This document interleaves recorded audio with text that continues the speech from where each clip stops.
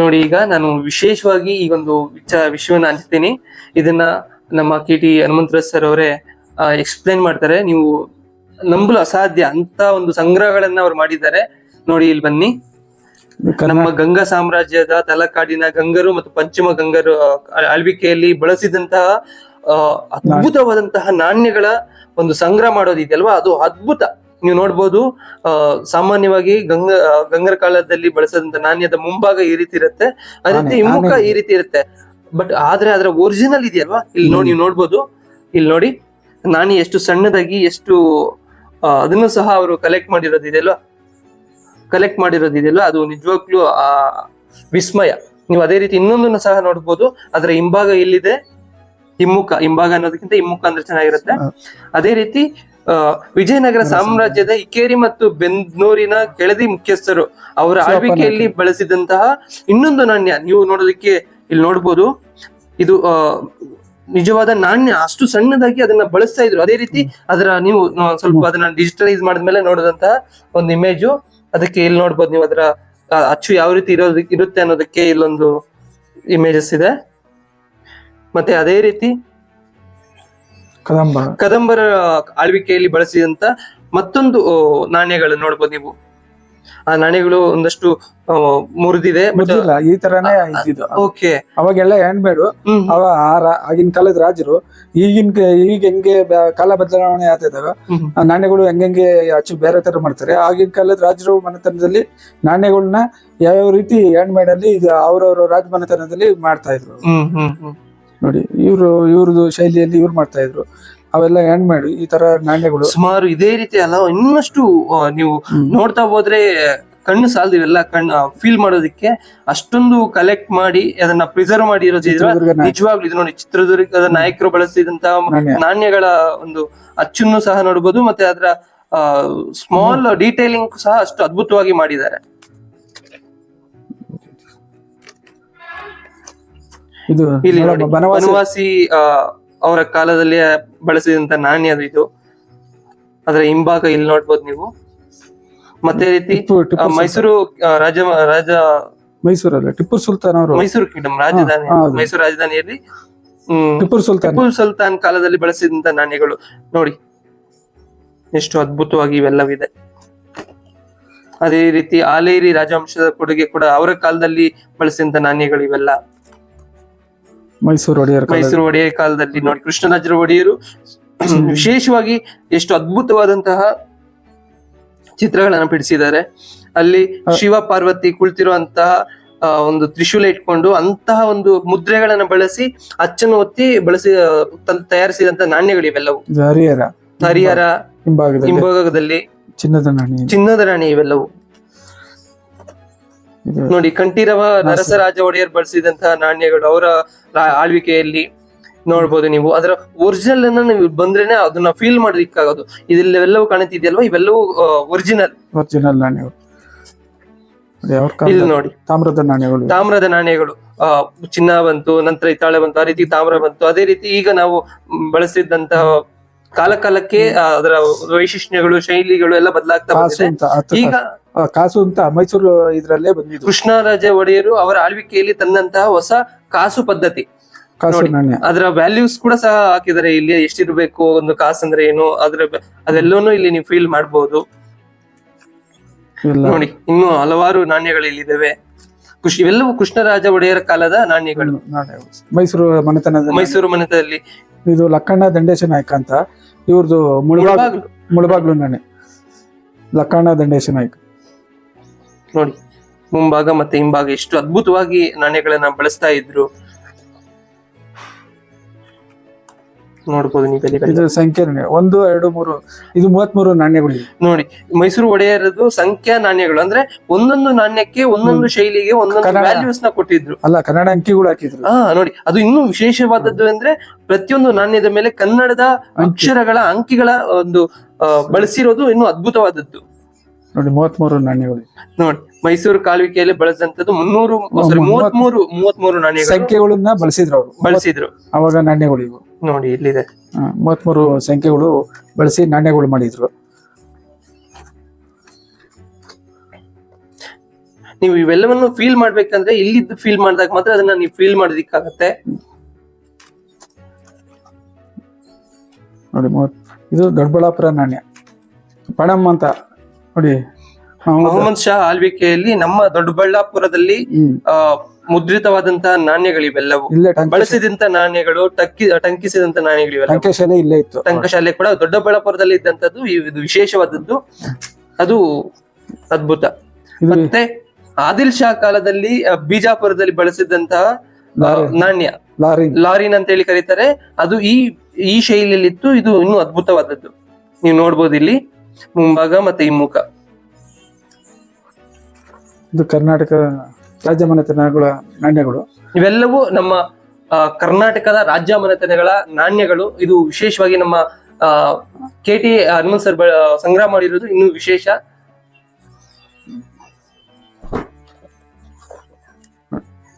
ನೋಡಿ, ಇದು ಭಾರತ ದೇಶದ ರಾಜ್ಯ ಮನೆತನಗಳು ಮತ್ತು ರಾಜ್ಯ ಆಳ್ವಿಕೆಯ ಸಮಯದಲ್ಲಿ ಮುದ್ರಿಸಿದಂತ ಮತ್ತು ಟಂಕಿಸಿದಂತಹ ನಾಣ್ಯಗಳ ಸಂಗ್ರಹ. ಇದು ಇನ್ನೂ ವಿಶೇಷವಾದದ್ದು. ನೀವು ನೋಡ್ಬೋದು, ಬನ್ನಿ ಹತ್ರ. ಇಲ್ಲಿ ನೋಡಿ, ಗಾಂಧಾರರ ಜನಪದ ಕಾಲದಲ್ಲಿ ಬಳಸಿದಂತಹ ನಾಣ್ಯಗಳು ಮತ್ತು ಅದರ ಶೈಲಿ ಮತ್ತು ಎಷ್ಟೊಂದು ವಿಶೇಷವಾಗಿದೆ ನೋಡಿ. ಇದು ಜೈಪುರ್ ರಾಜಮನೆತನದವರು ಬಳಸಿದಂತ ನಾಣ್ಯಗಳು. ಇದು ಜೋಧ್ಪುರ್ ರಾಜ್ಯದಲ್ಲಿ ಬಳಸಿದಂತ ನಾಣ್ಯಗಳು. ಇದು ಕೂಡ ಜೋಧ್ಪುರ್ ರಾಜಮನೆತನದವರು ಬಳಸಿದಂತ ನಾಣ್ಯಗಳು. ಮತ್ತು ಇಂದು ಶಾಹೀಸ್ ಅನ್ನುವಂತ ನಾಣ್ಯ. ಇದು ಇಂಡಿಯನ್ ಏಷಿಯಂಟ್. ಇದು ಸುಮಾರು 850ರಿಂದ 1000 AD ಟಂಕಿಸಿದಂತ ನಾಣ್ಯ. ಇದು ನೋಡ್ಬೋದು ನೀವು, ಅದು ಎಷ್ಟು ಅದ್ಭುತವಾಗಿ ಟಂಕಿಸಿದ್ದಾರೆ ಅನ್ನೋದನ್ನ. ಇಲ್ಲಿ ನೋಡಿ, ಜೋಧ್ಪುರ್ ಸ್ಟೇಟ್ ಇದೆ. ಮತ್ತೆ ಇನ್ನಷ್ಟು ನಾಣ್ಯಗಳು ನೋಡಿ. ಇದು ಮಡಿಕೆಯಲ್ಲಿ ಯಾವಾಗ ಇದ್ರಲ್ಲಿ ಎಲ್ಲ ಗೋಡೆಯಲ್ಲಿ ಎಲ್ಲ ಸಿಗೋದಲ್ಲ, ಅದು ಈ ತರ ಮೆಲ್ಟ್ ಇದಾಗಿ ಆಗಿರೋದು ನಾಣ್ಯ ನೋಡಿ.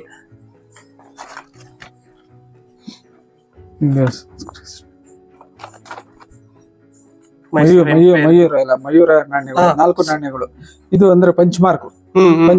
ಅದು ಇದು ಮೆಟಲ್ ಇಷ್ಟಿದ್ರೆ ಪಂಚ್ ಎಲ್ಲಿ ಬೀಳ್ತಾರೋ ಗೊತ್ತಿಲ್ಲ, ಅಲ್ಲಿ ಕಟ್ ಮಾಡ್ತಾ ಇದ್ದು ಪಂಚ್ಮಾರ್ಕ್ ನಾಣ್ಯಗಳು ಅಂತ. ಓಕೆ. ಅಂದ್ರೆ ಒಂದು ಮೆಟಲ್ ಮೇಲೆ ಯಾವ್ದನ್ನ ಪಂಚ್ ಮಾಡ್ತಾರೋ ಆ ಸ್ಪೇಸ್ ಮಾತ್ರ ನಾಣ್ಯ ಆಗ್ತಿತ್ತು. ಅದನ್ನ ಬಳಸಿದಂತ ಪಂಚ್ಮಾರ್ಕ್ ಕಾಯಿನ್ಸ್ ಅಂತ ಹೇಳಿ ಕರಿತಾ ಇದೆ ಅದನ್ನ. ಇದು ಸುಮಾರು 322ರಿಂದ 182ರಿಂದ 184ರ ಮಧ್ಯದಲ್ಲಿ ಬಳಸ್ತಿದ್ದಂತಹ ನಾಣ್ಯಗಳು ಇವೆಲ್ಲ ನೋಡಿ. ಇದು ಸುಂಗ ಡೈನೆಸ್ಟಿಯಲ್ಲಿ ಸಾಮ್ರಾಜ್ಯ ಮನೆತನದವರು ಬಳಸ್ತಿದ್ದಂತ ನಾಣ್ಯಗಳು. ಮತ್ತೆ ಚಾಲುಕ್ಯ, ಮಧುರೈ ನಾಯಕ ಅವರು ಬಳಸ್ತಿದ್ದಂಥದ್ದು, ಇಕ್ಷಾವಾಕು ಅವರು ಬಳಸ್ತಿದ್ದಂಥದ್ದು, ಮತ್ತು ಎದೆಯ ಗಣ ಅವರು ಬಳಸ್ತಿದ್ದಂಥದ್ದು, ಹಿಂದೂ ಶಾಹಿ ಬಳಸ್ತಿದ್ದಂಥದ್ದು, ಗಿಂಗಿ ನಾಯಕ ಅವರು ಬಳಸ್ತಿದ್ದಂಥದ್ದು, ಶಾತವಾಹನದವರು ಬಳಸದಂತದ್ದು, ಟಾಂಕ ಸ್ಟೇಟ್ ಅವರು ಬಳಸದಂತದ್ದು, ಮತ್ತೆ ತಿರುವಂಕೂರು ಸ್ಟೇಟ್ ಅವರು ಬಳಸದ್ ನೋಡಿ. ಇದು ಇನ್ನೂ ಅದ್ಭುತವಾಗಿ ಡಿಸೈನ್ಸ್ ನ ಇನ್ನು ಎಷ್ಟೊಂದು ಇಂಪಾರ್ಟೆನ್ಸ್ ಕೊಟ್ಟು ನಾಣ್ಯಗಳನ್ನು ಮುದ್ರಿಸ್ತಾ ಇದ್ರು ನೋಡಿ. 8 ಕ್ಯಾಶ್ ಅಂತ ಹೇಳಿ ಇದು 1938ರಿಂದ 1949ರ ಮಧ್ಯದಲ್ಲಿ ಬಳಸ್ತಿದ್ದಂತಹ 8 ಕ್ಯಾಶ್ ಅಂತ ಹೇಳಿ ಬಳಸ್ತಿದ್ದಂತಹ ನಾಣ್ಯ ನೋಡಿ. ಮತ್ತೆ ಮುಘಲ್ ಅಕ್ಬರ್ ಅವರು ಬಳಸಿದಂತಹ ನಾಣ್ಯಗಳು ನೋಡಿ. ಇವೆಲ್ಲ ಒರಿಜಿನಲ್ ಆದಂತದ್ದು. ನೀವು ಅದನ್ನ ಹತ್ರದಿಂದ ಇದ್ರೆ ಮಾತ್ರ ಅದನ್ನ ಫೀಲ್ ಮಾಡಕ್ಕಾಗತ್ತೆ. ಎಷ್ಟೊಂದು ಸೂಕ್ಷ್ಮವಾಗಿ ಅದನ್ನ ಟಂಕಿಸಿದ್ದಾರೆ ಅಂದ್ರೆ ಅದನ್ನ ನೀವು ಫೀಲ್ ಮಾಡಬಹುದು. ಡೆಲ್ಲಿ ಸುಲ್ತಾನ ನೋಡಿ, ಡೆಲ್ಲಿ ಸುಲ್ತಾನ್ ಅವರು ಅದನ್ನ ಮುದ್ರಿಸಿದಂತ ನಾಣ್ಯಗಳು, ಅವರು ಬಳಸಿದಂತ ನಾಣ್ಯಗಳು ಇವೆಲ್ಲವು. ಮತ್ತೆ ಜೈಪುರ್ ಅವರಲ್ಲಿ ರಾಜಮನೆತನದವರು ಟಂಕಿಸಿದಂತ ಮತ್ತೆ ಬಳಸಿದಂತ ನಾಣ್ಯಗಳು. ಇದು ಸುಮಾರು 1943ರಿಂದ 1940ರ ಮಧ್ಯದಲ್ಲಿ ಬಳಸಿದಂತ ನಾಣ್ಯಗಳು ಇವೆಲ್ಲವು ನೋಡ್ಬೋದು ನೀವೆಲ್ಲ. ಇಲ್ಲಿ ನಮ್ಮ ಭಾರತದ ರಾಜ್ಯ ಮನೆತನದ ಎಲ್ಲಾ ರಾಜ್ಯರುಗಳು ಅವರದೇ ಆದ ಶೈಲಿಯಲ್ಲಿ ಅವರದೇ ನಾಣ್ಯಗಳನ್ನ ಜನರಿಗೆ ಬಳಸಲಿಕ್ಕೆ ಕೊಟ್ಟಿದ್ರು. ಅವೆಲ್ಲ ನೀವು ನೋಡ್ಬೋದು ಇಲ್ಲಿ.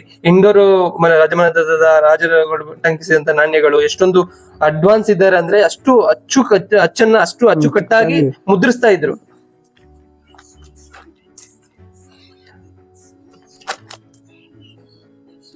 ಇದು ತ್ರಿವೇಂದ್ರಂ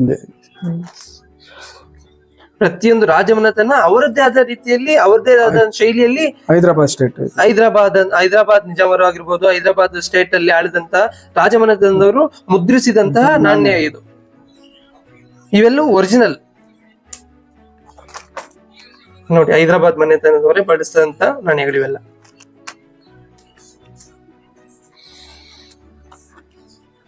ಇದಿಷ್ಟು ನಮ್ಮ ಭಾರತ ದೇಶದ ರಾಜಮನೆತನಗಳು ಮತ್ತೆ ರಾಜರ ಆಳ್ವಿಕೆಯಲ್ಲಿ ಟಂಕಿಸಿದಂತಹ ನಾಣ್ಯಗಳ ವಿಶೇಷವಾದ ಒಂದು ಕಲೆಕ್ಷನ್ಸ್ ಇಲ್ಲಿದೆ.